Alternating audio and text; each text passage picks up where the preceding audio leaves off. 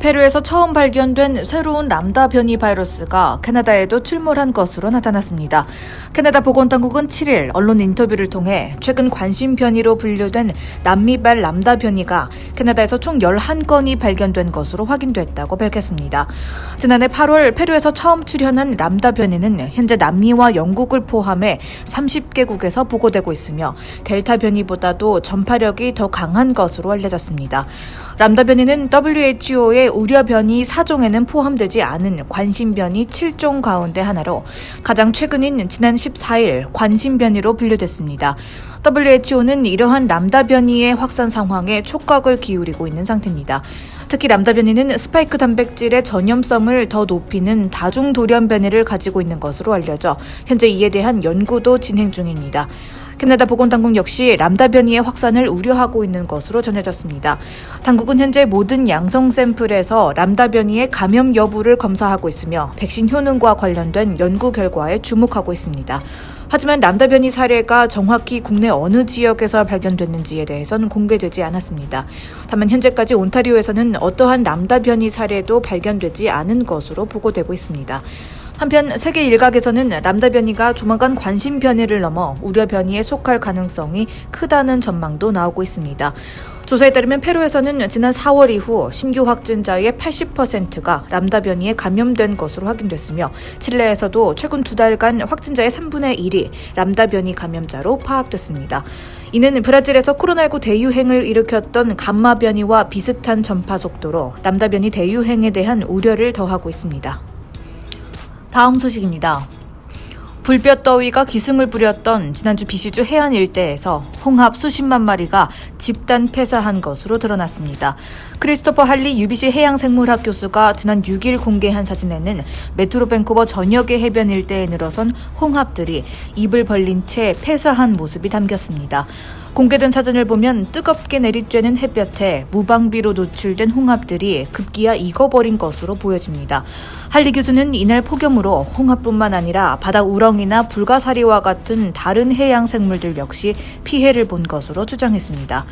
지난 일주일간 피해를 본 해양 생물들의 수를 더하면 최대 10억 마리에 이를 것으로 파악됩니다. 할리 교수에 따르면 이번 폭염에 따른 어패류 집단 폐사는 매우 이례적인 일이라고 볼 수 있습니다. 메트로 밴쿠버 지역에서만 섭씨 40도를 넘나드는 기록적인 폭염이 이어진 탓입니다. 폐사에 의한 역한 냄새도 골칫거리로 남아있습니다. 할리 교수는 각종 어패류가 모두 폐사해 썩는 냄새가 인근 해안 지역을 가득 메우고 있다며 수질에도 일시적인 영향을 끼칠 수 있다고 내다봤습니다. 다음 뉴스입니다. 지난 6일 저녁 6시 30분경 밴쿠버 다운타운 법원 앞 사거리에서 차량 2대가 충돌하는 사고가 일어났습니다. 사고 충격으로 차 한 대가 인도를 걷던 행인 2명을 덮쳤고 이로 인해 생후 11개월 된 여자아이가 현장에서 숨졌습니다. 아이와 함께 있던 31세 아버지는 부상을 당해 병원으로 이송됐고 생명에는 지장이 없는 것으로 전해졌습니다. 경찰에 따르면 아버지는 딸아이를 안고 걷던 중 충돌 사고 후 인도로 돌진하던 차를 미처 피하지 못했던 것으로 전해졌습니다. 사고 당시 현장에는 사고로 손상된 검은색 맥라렌 스포츠카와 포드 SUV가 목격됐으며 이 사고로 인해 랍슨과 넬슨 스트릿과 만나는 홈비 스트릿의 통행이 한동안 통제되기도 했습니다.